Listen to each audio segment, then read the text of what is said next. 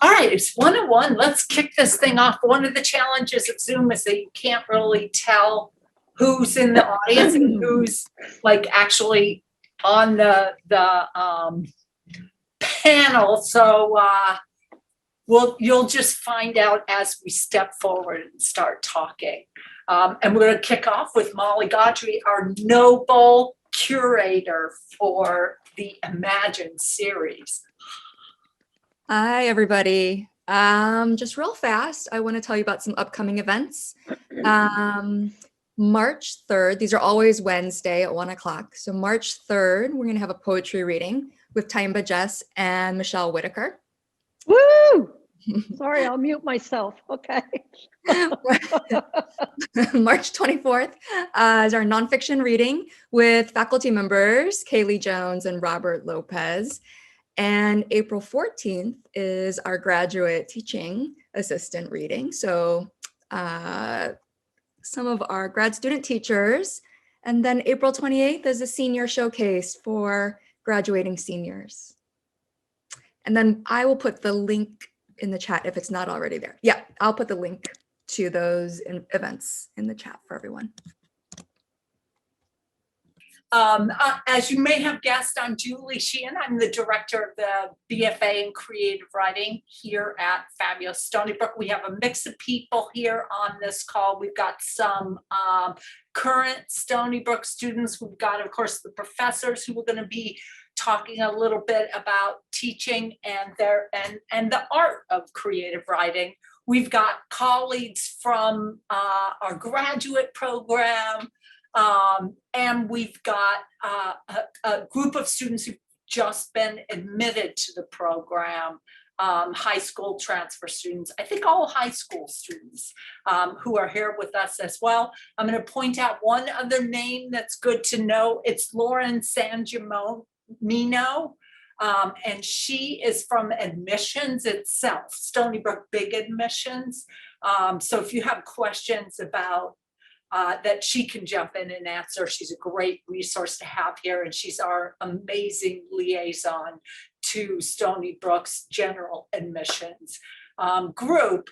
And we're super excited to get started on, meeting the professors and talking a little bit about teaching. And I think to sort of introduce, we can just go around and say what we're teaching and maybe one fun factoid about it. I'm teaching a poetry workshop, which I really love, and which some of our BFA students are in.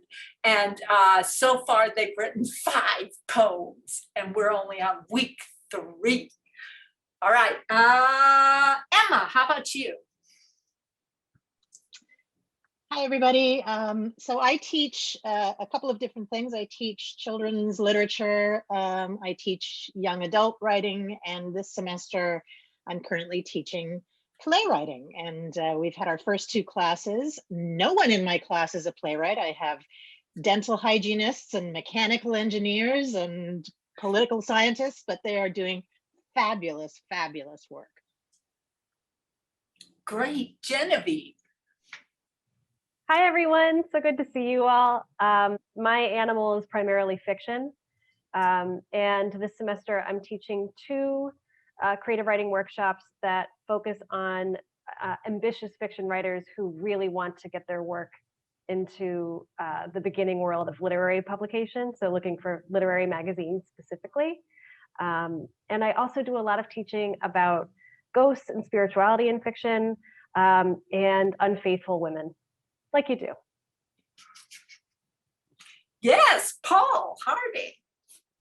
Hi, I'm Paul Harding. I teach fiction. I also teach Shakespeare quite often. And this semester I'm teaching the Old Testament. So we look at some of the oldest stories and poems that there are on record, and the Old Testament's a great collection anthology of literature to study in the middle of plagues and pandemics. So it's been apropos lately. Yes, Megan, how about you? I am teaching the novella from Edith Wharton and Henry James to Julie Otsuka. Thank you, Molly, for that one. That's it. That's what I'm doing. Awesome. Kaylee, how about you? Hi, everybody. I'm teaching an undergraduate class on creative nonfiction, 300 level, and I'm also teaching in the graduate program. I'm teaching the dystopian novel. We're reading dystopian novels and we're writing dystopian novels. So it's a combination writing and reading class, and I'm enjoying both the classes very, very much. Awesome. Miranda.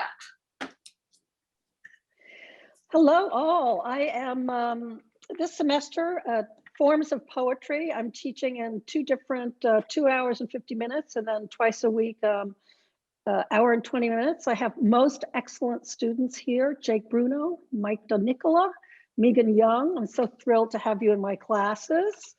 And this really is forms of poetry. We are doing all kinds of forms. We're doing a form a week. We're doing sestinas.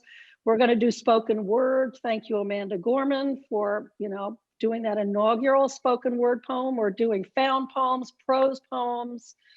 This week we're doing epistolary poems, poems in the form of a letter. I think we're going to do some golden shovels. That's pretty exciting. I've got great students. I actually got them working in pairs outside of the classroom to kind of get away from what I call the arid desert of Zoom. So I'm hoping that that will connect them to be working with each other. I also sometimes teach a 190 level, which is multi-genre, which I taught last semester, cross-genre, reading like a writer. And the title of that class was Bad Behavior. So because there's so much in the world at the moment. So that's a little bit about me. Fabulous. Molly.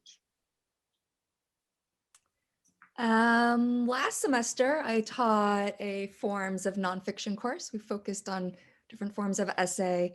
And then this semester, I'm teaching Intro to Lit and working with a lot of fabulous undergraduates. Yes, and Intro to Lit is the course that Miranda was talking about teaching last semester, where it's read like a writer. So for those of you who've just been admitted, we tend to have the bulk of our courses are writing workshops, my poetry workshop, and the creative nonfiction workshop that Molly taught, Kaylee's workshop, Genevieve's workshops. That's the bulk of your experience, is a small group of around 16 people. You're generating work, sometimes 5 poems in 3 weeks. And you're oftentimes sharing your work with each other and workshopping it. But there's another set of courses from the beginning to the advanced level that are read like a writer courses. And in those, your primary focus is on books, which you're reading and then often responding to as a writer would. So a lot of times it's like, ooh, look what that author did. Let me try that. So developing literary models for ourselves that help us and from whom we can steal. So there's a 190 is the introductory level one, and that's required for majors and minors. And then there are the courses that Megan McAndrew and Paul Harding are teaching this semester that are at the 300 level in that same kind of read like a writer. The other element in the read like a writer track is a course you would take in fall of your junior year that Megan teaches, CWL 250, and that brings all the majors together who are in their junior year. They take this workshop together as a small group, and they're reading a sort of foundational text and contemporary writers who are stealing from that text. So we get to see kind of that process playing out through our own reading. I also teach a course in the senior year capstone cluster that's a utility workshop that all the seniors take. So the same group that took Megan's course in their junior year would meet again in their senior year. and take a course that covers researching like a writer, that covers some of the professional documents you need as a writer, and that supports you as you start your book-length one-year project, your thesis project, which is really a great capstone experience. But let's get into a little more of like how we came to become passionate professors of creative writing, and what is it about this medium that gets us up in the morning or doesn't get us up in the morning, as the case may be. And Molly, maybe we can hear from you first about the urgency of writing and why it matters. Yeah. I'm just going to tell a story about a student that I had a couple years ago. He was a veteran and he was back home and finishing up his undergraduate degree. And he was in my introduction to creative writing course. And part of that course, there was an assignment to write 2 flash fictions, one that just lingers on a moment, and then the other that spans a lifetime. And this particular student wrote about the moment that an IED did not explode and did not kill his friend. And then the lifetime flash fiction was just, one page of him growing old with his friend, backyard barbecues and weddings and kids and grandchildren, and then growing up and being cranky old men together. And, ever since that course, ever since that class and my encounter with that student, I have just really been in awe of how creative writing, can allow us to rewrite our lives.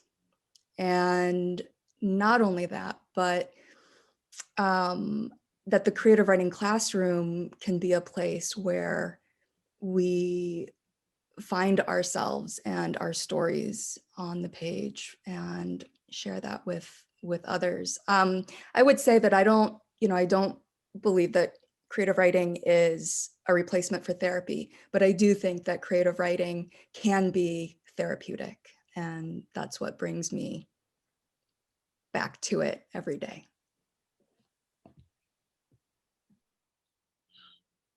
Yeah. Miranda, talk a little bit about your heart's connection. That was so great, Molly. Thank you. I'm very moved by that. I was just thinking about three ways that writing has gotten me through the pandemic, which I hope is, a gift that I'm giving to my students, or they're giving to themselves. The first one being focus, which is for this past year, my brain is either a blank sheet like this, it looks like this, or it's just jumping around like a pinball machine, and I can't catch hold of it. Sort of these two extremes during this period. But I find the one place that I can get grounded is when I'm working on a poem. That level of focus where you're kind of communing with your words on the page has been able to ground me. So I hope that, in all the poets I'm working with, you have that experience of letting go of all that noise that's around us all the time, and just that experience of focusing only on that word in front of you. The second thing I was thinking about was connectivity and community, that in this period of isolation, reading other poets' work, reading your work, connecting with the sort of written word has given me a sense of community when we don't have it with each other. Like we've lost that physical capacity to hug each other. But I really feel it can be found with each other, even in class, where like Megan Young brought in this gorgeous poem the first week. So, and there was such great community and everybody's observations about that poem. So it was this sort of experience of connectivity, even in this sort of this virtual medium. And my last thing was, so for writing and reading for me for the past year has been a form of companionship. And I feel like anybody who's a writer is a reader.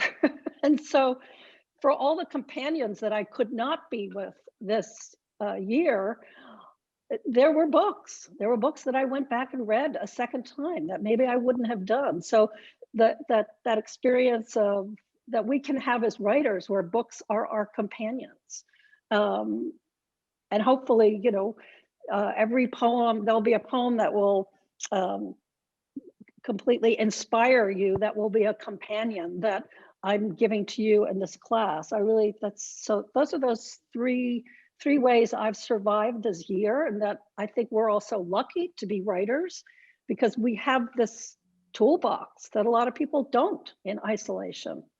So yeah, Paul Muldoon gave a reading in Roger Rosenblatt's series, and he was talking about how his life hasn't changed that much, and he felt kind of guilty saying, you know, that.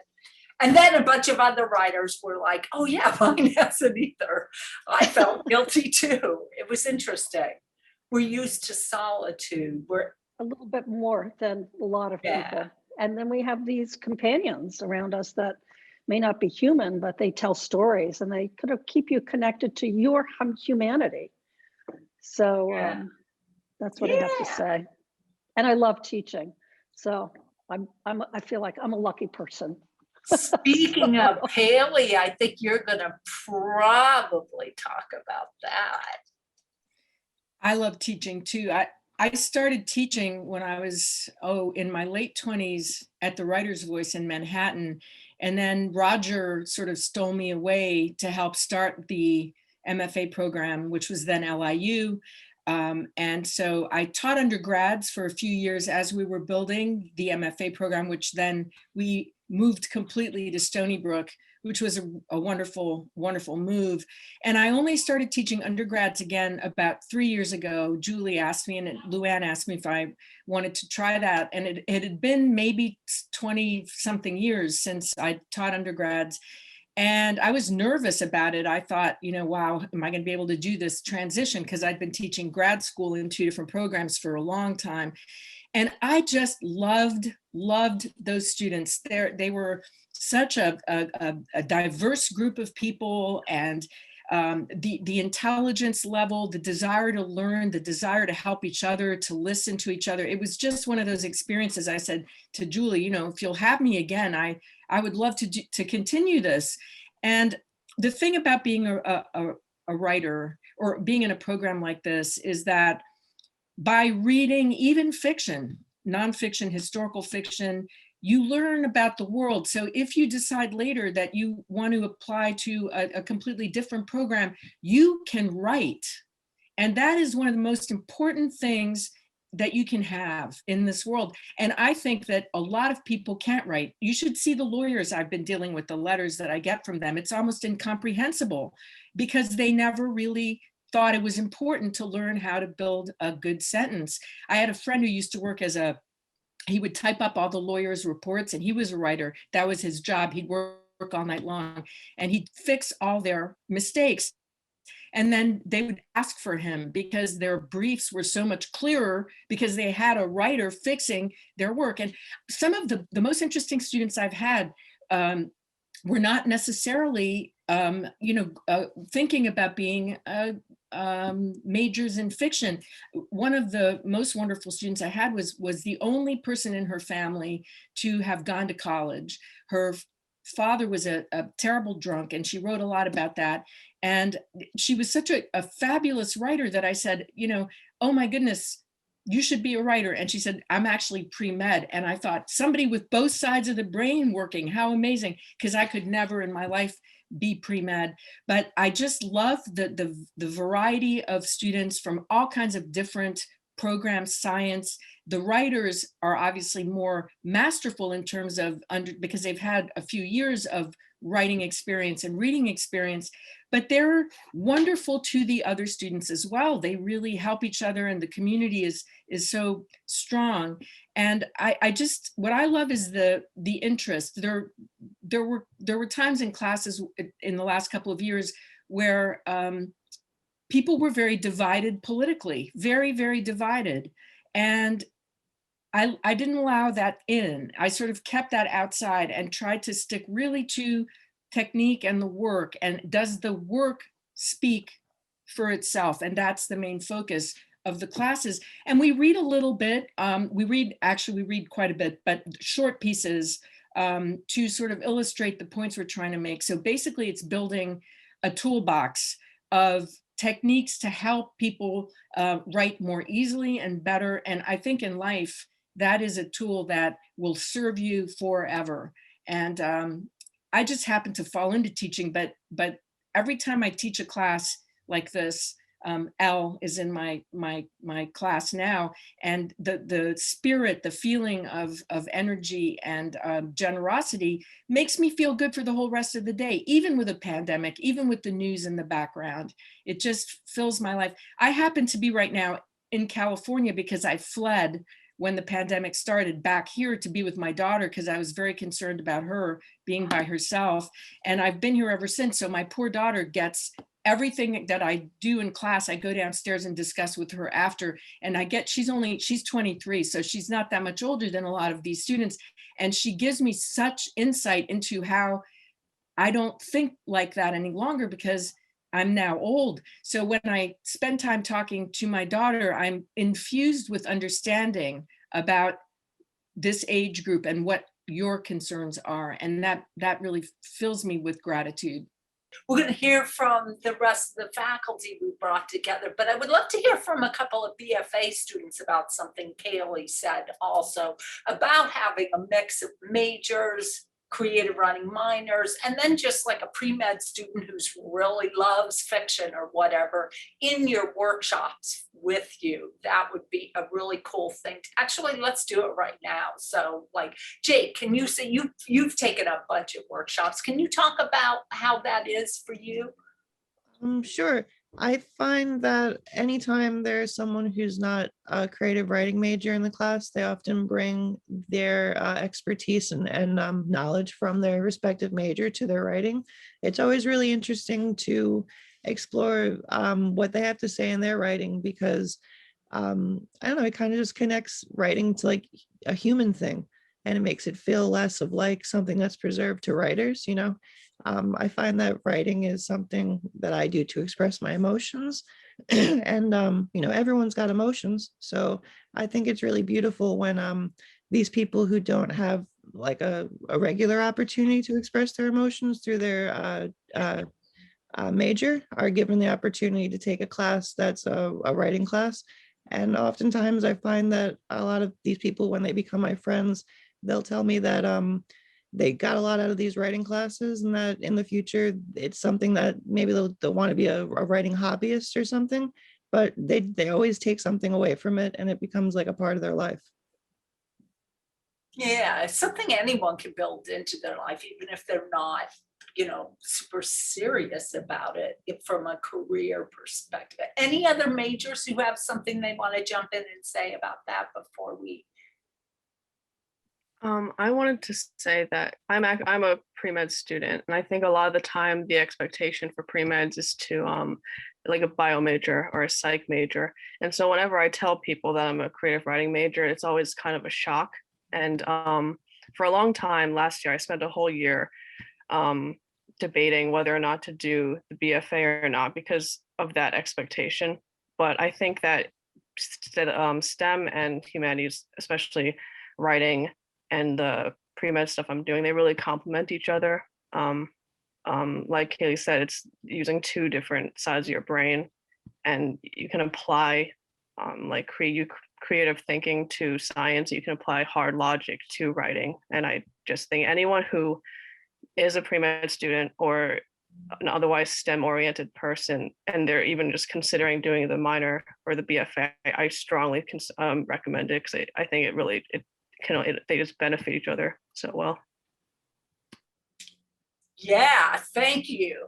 That's great. Let's hear from Megan McAndrew. Hello. Oh, I'm unmuted. Good. You are. Well done.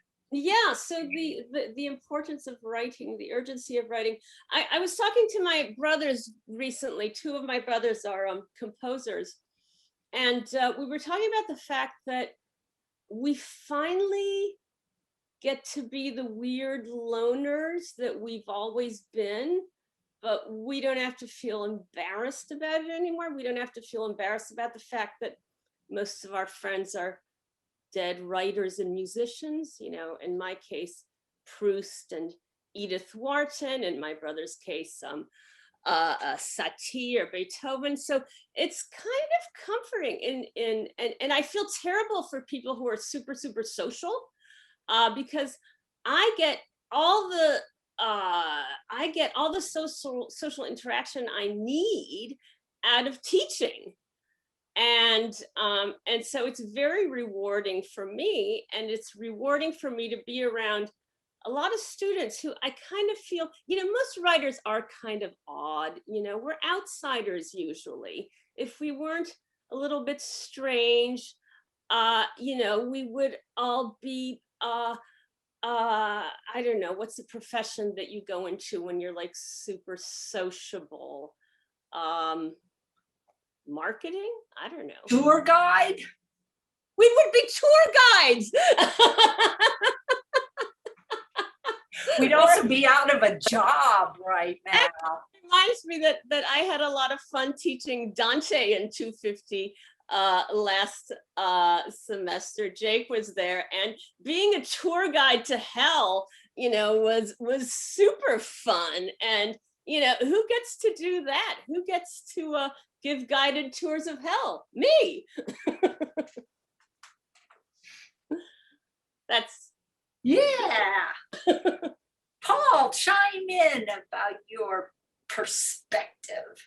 I just feel like I'd like to second everything everybody's saying. It's great to hear from Jake and Megan, you know, that idea that we're all sort of advanced human beings, right? And some of us are maybe more advanced writers, but that doesn't necessarily mean everybody can't do a little bit of writing together. And I absolutely agree that science and the arts are complementary, where they're so often considered exclusive. My urgency just came from, I think a lot of writers is, you know, my life as a reader hit critical mass, and it wasn't enough to just read my favorite books. I had to answer them back, you know, so I just started having that urgency to get into that dialogue. And I feel like writing is essentially a gesture of fellowship. You know, it's essentially a recognition of one another's, our common humanity. I think it's using language to, you know, the power of language to name yourself, to be able to name and describe your own experience. You know, it's very, very important, very powerful. Molly's anecdote reminded me of, you know, when you become a writer, you think about, you know, how profound the most important books in your life have been to you. And you start thinking about what if your own books become important to people. And the anecdote I was on a book tour, and I finished a reading in Milwaukee, and there was a line of people getting books signed. And a woman came up and she said, my sister had terminal cancer. My twin sister had terminal cancer. We knew she didn't have long, so she and I spent last summer driving across the country together. One of us would drive, the other would read your book out loud. And so she was in the line, and her sister had died the week before, and she had me sign the book to her sister. And that was one of those moments where you think, oh, this is profound. There's urgency to this. This is this human connection where, you know, sort of rise to the occasion and use language and use stories and, you know, to keep that connection. So anyways, that's you know, kind of anecdotally. And then also just in my kind of cranky, everyday, grumpy guy kind of attitude is, I just feel like I have to wake up every morning and fight against the cult of the algorithm and the autofill and received expression and standardized language, you know, so All of the above. I asked for the autofill screed. You got it. Got a few autofill words. Genevieve Crane.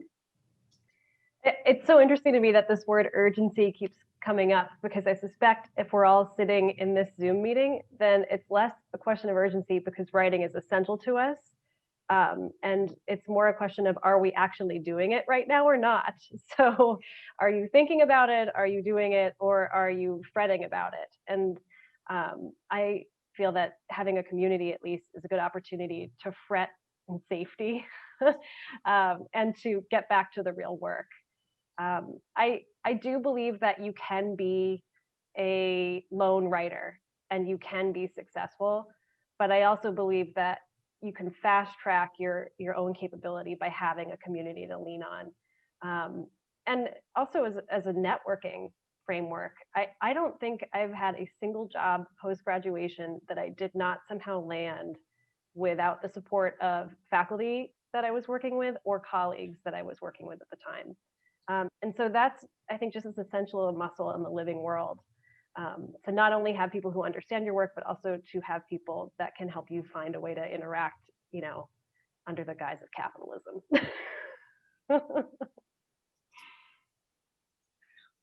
Emma. So, I mean, I think for me, I came to writing in a rather circuitous way. I had a background in theater. I ran my own theater for 17 years in partnership with my husband. I was a director, an actor, a dramaturg. I taught playwriting. But even when I was in my early days of trying to be an actor in New York City and auditioning, what I did for my sanity was write. I would go out and have these horrible audition experiences, and then I would come home and write poetry and write children's books and just write. And so then when I transitioned to theater and started teaching playwriting and started working with playwrights and dramaturgy and so forth, eventually that became an opportunity for me to start thinking more in dramatic terms about my own writing, and then eventually to commit to my writing, and which is what I now do.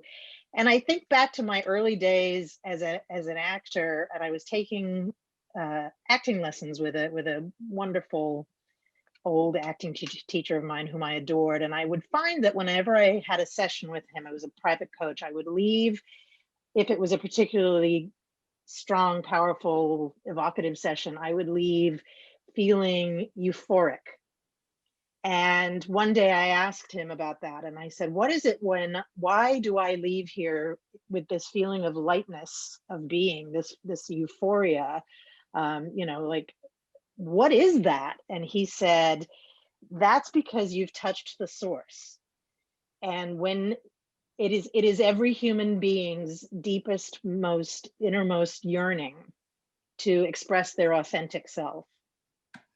And when you do that, it is euphoric. And for me, that, now I don't act anymore. I haven't acted in years, but that's what happens to me when I'm in the flow writing. You know, when I'm in the middle of trying to figure out a poem, I lose track of time. And I experience a sense of euphoria that has to do with figuring out who I am in relationship to the world, figuring out what I think about something, having a conversation with someone who, as Paul alluded to, you know, having a conversation with someone who I read or who came before or who I admire. And that is, it's always after the fact. You know, I never start out writing like, I'm going to write about this, you know, and then I sit down and write about it. I start writing, and then after I've written, I go, oh, that's what I was thinking about. That's what I was grappling with there. Oh, isn't that interesting? And that I've done a similar thing over here once. And, you know, it's making these connections and weaving this sort of narrative of my life, in a sense, together for me. The other thing that that I really think has been, as just speaking to what Miranda was saying about this year and how much writing has saved us this year in the face of this pandemic, is not only the friendship of books and characters in books and authors and poets and so forth, but also the opportunity to travel at a time when we can't go anywhere. You know, I mean, I've been in this room and in this house since March, and I love to travel. I'm a Sagittarius. I love traveling, and I can't go anywhere. And yet I can go wherever I want to go if I pick up a book. And so that has been a great savior for me, is that I still feel like there are places I can go. You know, there are places I can visit, there are places I can linger, there are worlds I can learn about, there are people I can learn about, even if I'm just sitting here in my own little same space every day.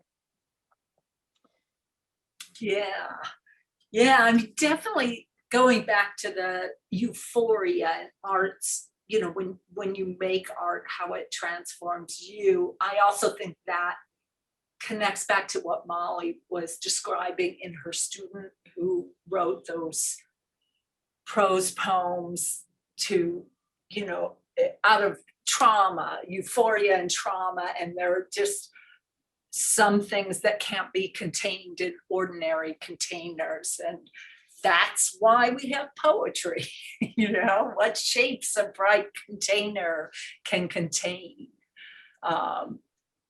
Love that. And let's hear from some more of our students also, about what meaning and urgency writing is playing in your lives. Mike, how about you? The urgency and meaning of writing in my life? Yeah, sure. Small question. I mean, I feel like that's a hard, for me at least, that's a hard question to answer. I don't know. I'm in a place where I have to do it. I don't really have any other options. It's just kind of what it is, and it's who I am. That's really it. I mean, it's just the person I am and the person I'll always be. Yeah, I mean, it's a wonderful, beautiful thing that just exists with me. Yeah. Yeah. Jill, how about you? What are your thoughts?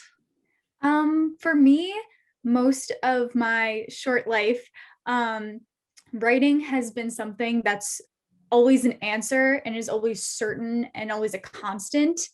And so at the BFA in general, when I discovered that and realized that was at Stony Brook, it was not a question. It was like the answer right there.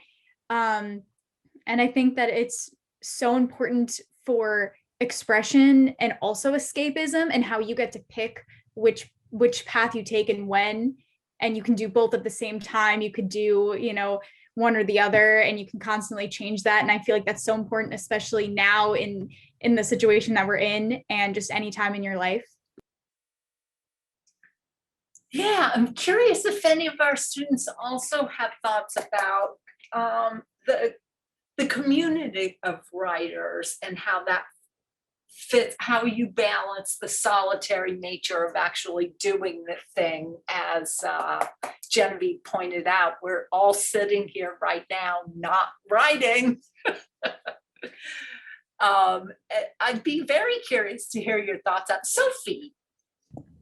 Pretty much like up until college, I really, writing was very much a solitary thing for me. And I besides assignments for school, I really didn't show my writing to people. And it was kind of, and like at the time, I didn't necessarily see that as a negative thing, because I think that's kind of just where I was at that point in my writing journey. It was kind of just my thing. But then I think in college, I was really surprised by how much I enjoyed being a part of the community, and how it was easier than I thought it would be to share my work and get feedback on it. And I think I feel like writing is just something that's so personal to you. And when you share that, you get to know people on a really intimate level. And that's been a really beautiful thing, because I've been in workshops where even though we haven't known each other for long, or we don't actually know that much about each other, we just know each other's just our inner worlds. And I think that's a really special thing.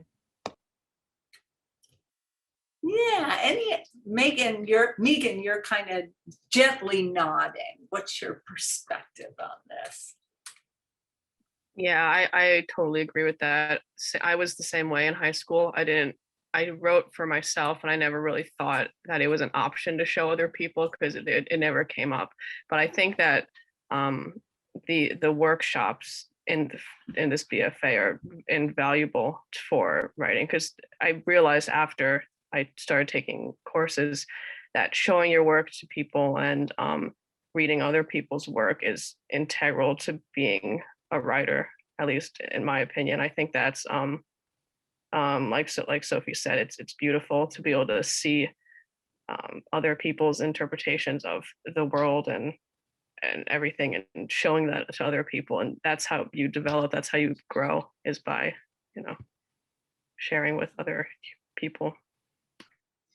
It's a big, scary step, though. And I got to be honest, I didn't get to it until I was about 28.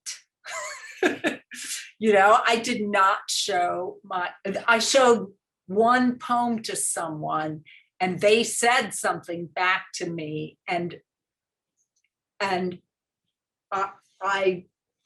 I couldn't handle it, but because you're crossing over to the stage of being read, like then other people are not just other people, harmless in that way. They become like readers of the words I put in that order. That's a huge hurdle. I mean, it's fine if you're not across it yet. I mean, I turned out fine, and I did not cross it until much later. I'd be curious, any other thoughts on this? Was that a wave from Miranda on being read? Can I say something? Yeah. Go, Sorry, Kaylee. Miranda, go ahead. No, I'll go. I just gesticulate a lot, so it doesn't always mean, so go, Kaylee. Oh, I didn't mean to interrupt. I just had the thought that, I went to Columbia MFA program, but right out of college, like I was just 21 years old. And at the time, it seemed like the right choice. I didn't know what else to do with myself. And there was a lot of meanness in the workshops. There was a lot of, the teachers didn't restrain people. And so there was a lot, you would write, something would be written, and it would not be about, did it work? It was about what kind of idiot would write something this puerile or this whatever. And I thought to myself, and I remember because I was young and I was scared to death, and I took some beatings in that program. It made me mad. It didn't make me scared. It made me mad. And so I kept going. But I saw people really be crushed. And I thought, if I ever teach, I will never do that. I will never allow this. And I was surprised that some of the teachers did allow it at the time. Maybe it was just a certain time in history where people felt that was the way to prove you were smarter than everybody else, was to just completely trash somebody else and list a whole bunch of books they'd never read to point out how ignorant they were. And I just never, I don't know if it's still like that.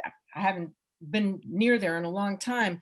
Some people react well to that, and they get stronger, and some people get broken by that. And I think that's what I love about this program, is I have never encountered that in the entire length of time I've been teaching here. There's a real sense of community, generosity, curiosity, and I think that's healthier. That's what I wanted to say. That's so perfect that you jumped in first, Kaylee, because I did 1 year of a Columbia MFA, and I was one of those people who was like, they were so cruel. I was stunned. And I was one of those people that it was at the wrong time in my life, and it didn't give me a fire. It actually did crush me. And this is what I, and that was also my commitment, that I will never teach that way, because I know what that does to you when you're younger. And this, I just want to second your emotion that I've never experienced that in this community. And that is what's so great in this community, that level of support, the lack of judgment, that we deal with observations, we don't deal with interpretation or criticism. So we were meant to be above each other in this little Zoom, because that was like perfect. Yeah, I mean, I do think that sort of harsh, authoritarian workshop model is fading in a lot of places. It's far less common than it used to be, but it's still out there, it definitely is not the culture of this program. It's something for those of you who are newly admitted and are looking at different programs, it's something worth asking around about. Like, what is the culture of a workshop in this creative writing program? And, find out a little bit about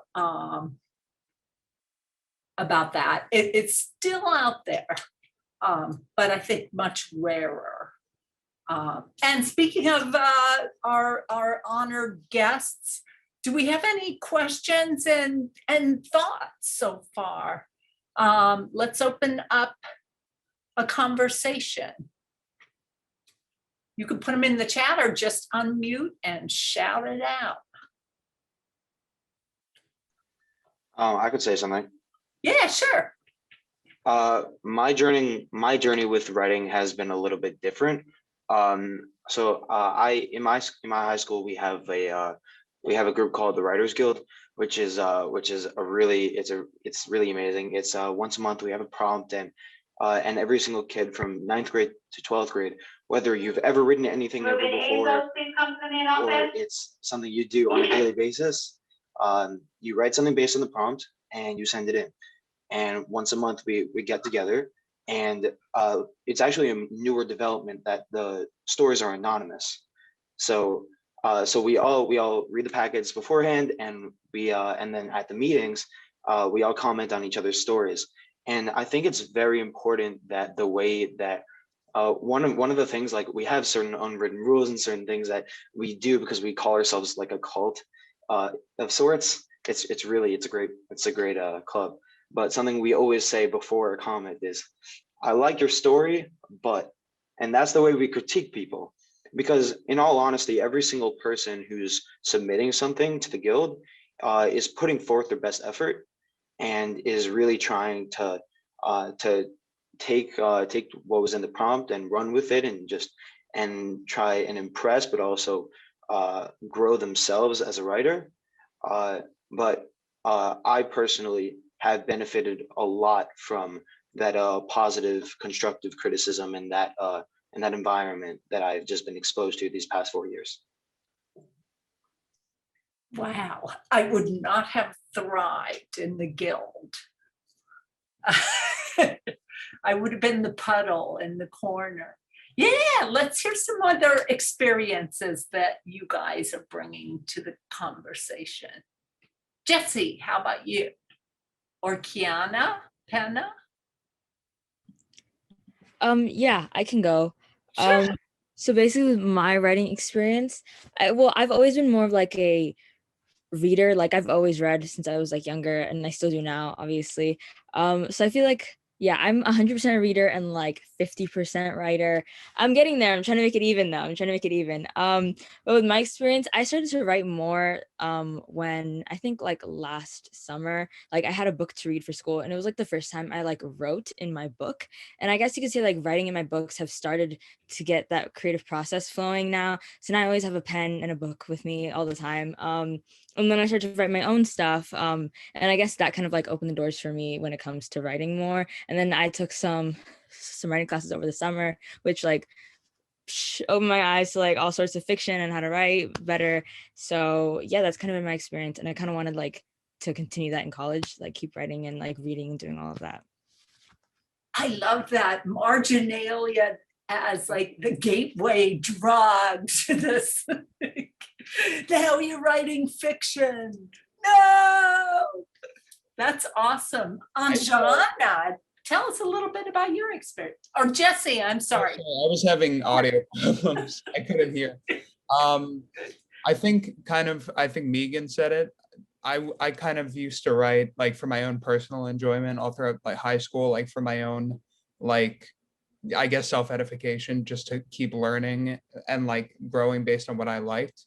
But recently I've been trying to start writing more for other people and showing my work to others, just to bring the professional side of it in, because if I'm going to write as a career, like I can't just be writing like whatever I want. It has to be tailored to a reader. So I've been trying to grow in that way. My heart goes out to you. Anjana, how about you? What are your experiences?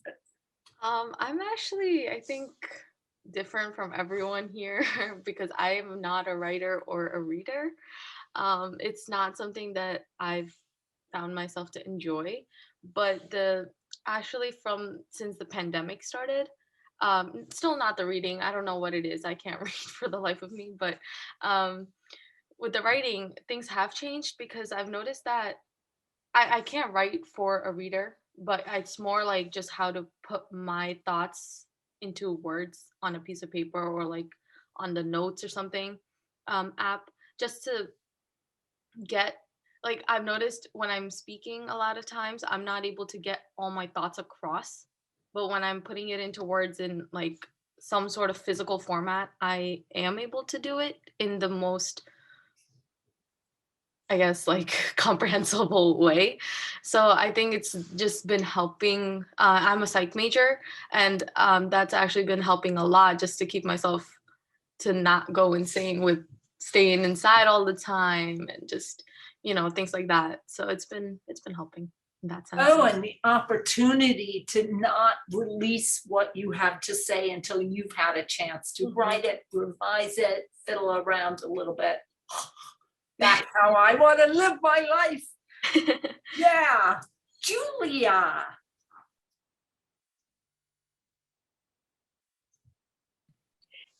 Sorry, I was having trouble. I agree with actually, just listening to all of this, like, I feel so many things that people have been saying. Like, I feel really personally, like, this has been really cool. I've been writing pretty much my whole life. There's not a lot of, I'm the president of a very tiny poetry club, and I feel like those are some of my best friends because, like other people have been saying, like, when you share your writing with people, like, that's such a personal connection and you get to know people so well. I feel like for me, there isn't really any other art form that puts you as directly into someone else's world and their mind and the way they see things. Like, it's just so personal and it's so amazing. And like, writing is just part of who I am. Like, that's how I express myself. I'm also super introverted, so it's nice to have a way to like process things in a way that I can control and share with people. Yes. And it occurs to me, I'm putting you on the spot here. So if you want to pass, you can pass, but I wasn't planning to do this. I'm really enjoying it. So let's keep going, right? Frances, will you tell us a little bit about your writing life? Yeah, so I'm someone who's been writing like since I was a little kid. I've always loved it. Sorry, there's like so much I want to say. I don't even know how to where to start. I've always been really creative, and I used to be really into art, but I wasn't really good at it. So writing for me is kind of my creative expression. It's where I can take all these words and all these thoughts in my head and put them onto a page and have it make sense. It also really helps me cope with things. So writing is kind of a tool that I use. I do both journaling and creative writing and all sorts of stuff. I didn't really start writing until quarantine. I was added to a writing Discord. Discord is a platform where you can chat with friends and stuff. And since then I've made I've made a ton of online friends, and I've kind of been added to this little community of writers, and it's helped me grow my skills. It's helped me get better with the grammar and get better with the writing. And I've kind of just grown as a person. So, and all of this is because of writing, and it's really helped me so much. Yeah, I write to figure out what I think. Like I wouldn't know. One of our faculty was talking about that also. I think Emma. Yeah. Poems are really good at that, but then poems are the noblest of the arts. So it figures. Christian, tell us a little bit about your writing life. I think Christian's passing. Are you passing? James? Lauren?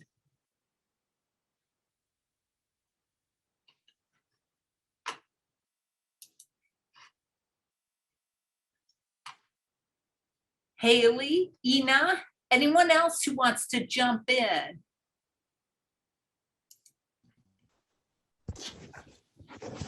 Ina?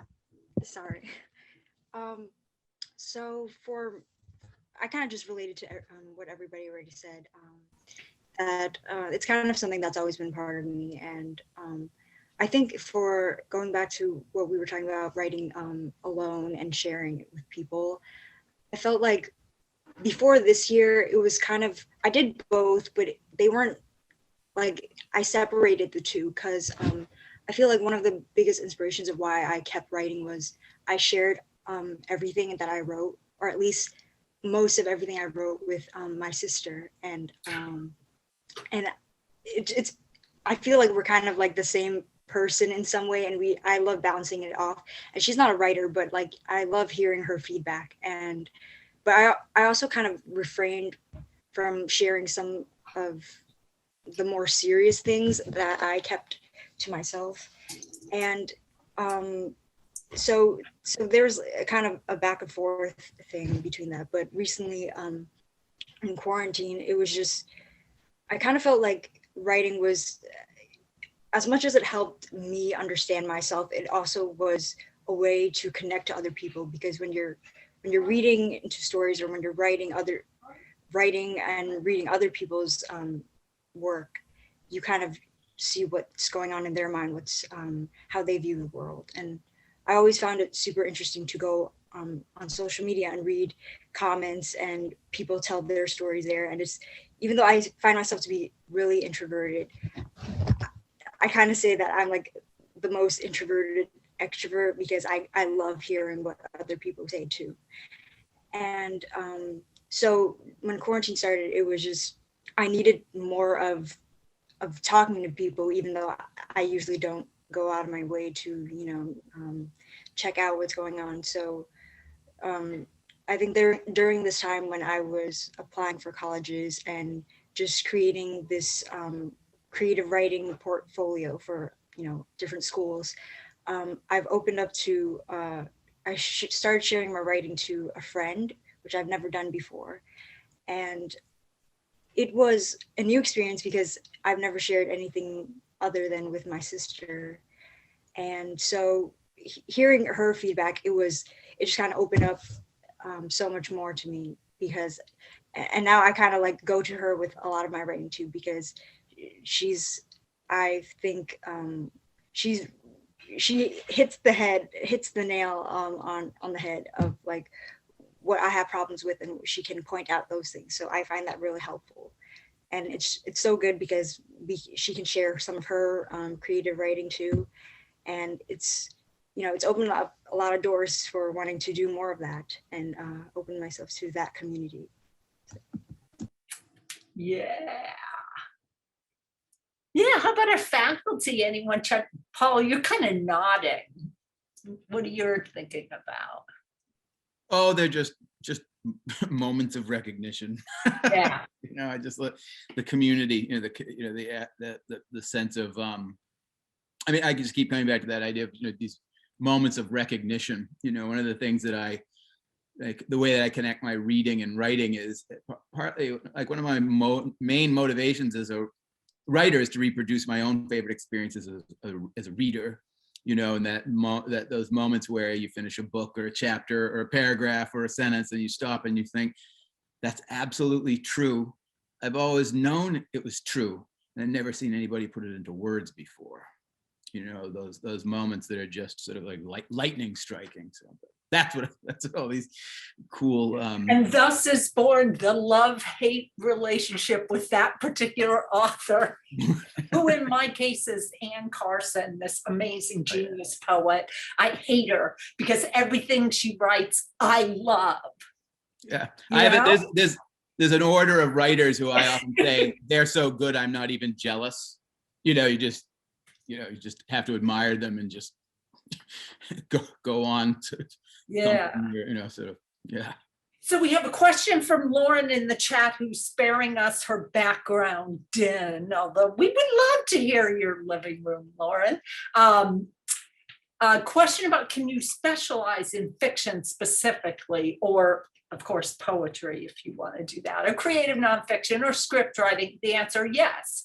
So as a creative writing major, you have your kind of run of a bunch of workshops. We offer about 15 workshops every semester, 15 to 20 workshops, a bunch of different fiction ones, a bunch of different poetry, a bunch of different creative nonfiction, script writing, screenplay, playwriting, and that Emma's teaching. And then some, you know, sort of multi-genre courses, a bunch of different options. Every semester, we send that out about halfway through the semester for the following one. And our majors go through and say, ooh, I want to take this, I want to take that. You can keep taking fiction workshops over and over and over again. You're going to take 10 of them over the course of your degree. Plus some other required courses and the read like a writer stuff. But you're going to take 10 workshops. The only limit on, say, fiction, if that's your jam, is that you have to, at least 3 of those 10 workshops have to be something that's not fiction. It's pretty hard to take 10 fiction workshops. So the odds are very high that you will have no trouble at all experimenting with other genres 3 times over the course of your 4 years. So that's how that works. You'll notice on our website the sort of course numbers. There aren't that many course numbers, but if you look at the topics link, you'll see within each course number, there's a ton of topics, right? And you could just keep repeating over and over again. It's not a lockstep curriculum.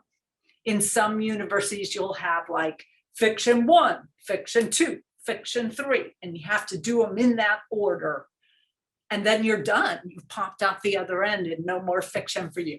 That's not how we do it here. We just have a rag bag of courses, have at them, lots of advising to help you navigate. And I will point out a couple of people here. Elizabeth McCrae, if you want to give a wave, is our departmental coordinator. And then Carla Cagliotti, I think, is off this call now. She had to go, and Robert Reeves. But we have a lot of hands-on, and of course, all the faculty you see here, who you can sit down with and say, what do you think for my development as an artist I should take next? And we're not shy about volunteering that information if we feel strongly about it. Gailey's laughing and Megan is nodding sagely. And Genevieve is also, you know, so we do that all the time. Say, you should really study with that person and this is what they're teaching. Go forth and do it. Any follow-up questions on that? Little conversation happening at Girls Right Now. We've had girls, we have another current major, Gia Deaton, who went through that program. Yeah, any other questions about life in our program? I know there were in the RSVP forms a question about double majoring.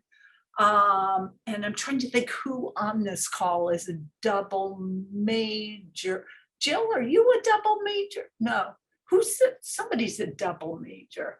Jolina's not here. She's a double major. Megan, I believe, is a double major. Megan, are you a double major? No, You're a I'm doing creative my major writing. in pre-med. Yeah. Sorry. Okay, so maybe not, but we do have, Jolene is a double major in English and creative writing. We have a psychology creative writing double major. And we have, wait, is this somebody double majoring in languages and creative writing?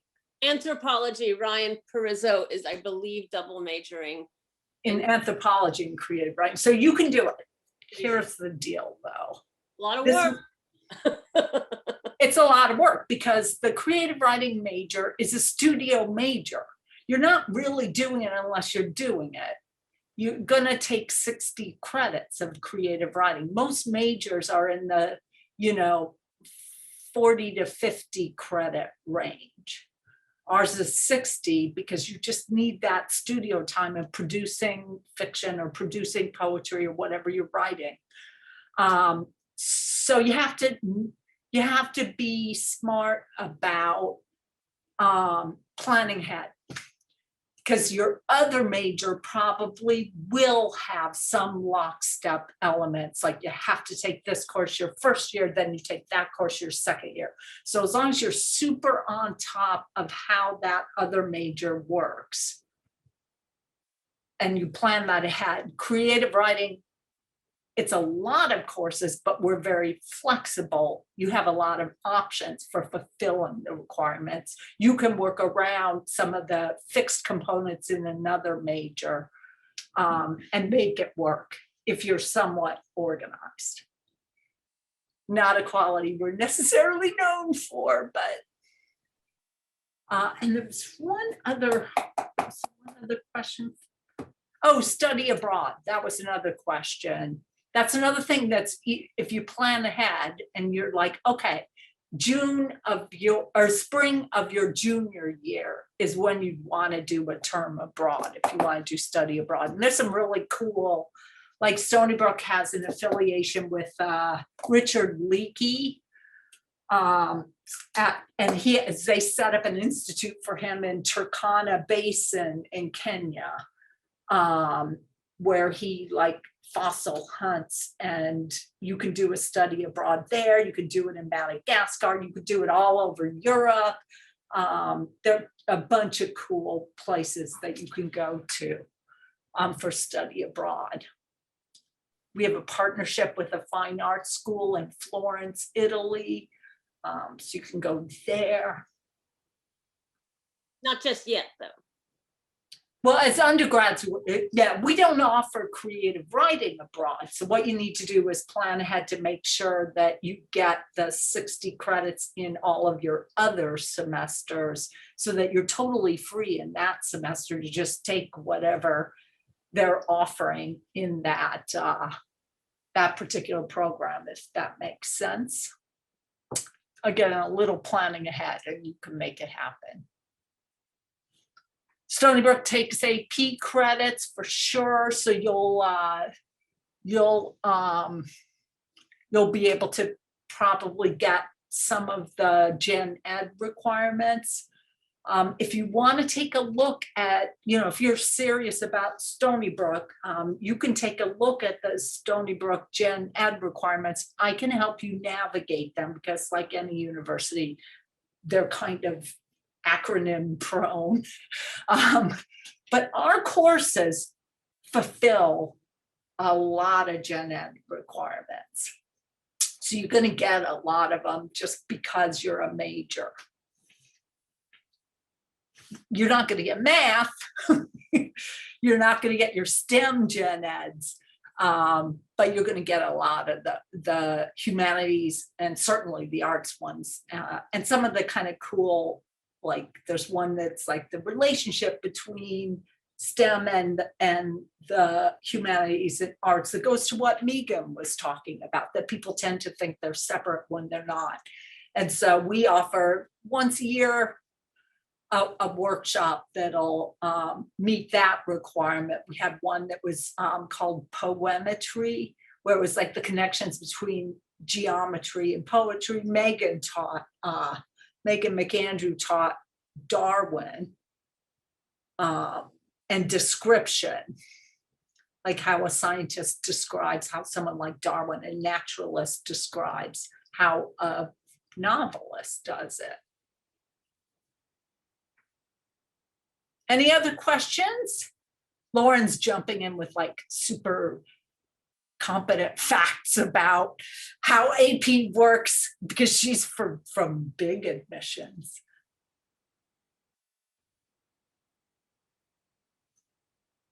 Well, I'll stick around on this call if anyone wants to stick around and talk about anything more, but I do want to say thank you so much to Molly for putting the event together, and to our glorious faculty and our current students for jumping in on this. You guys are total rock stars and free to go. And thank you, everyone.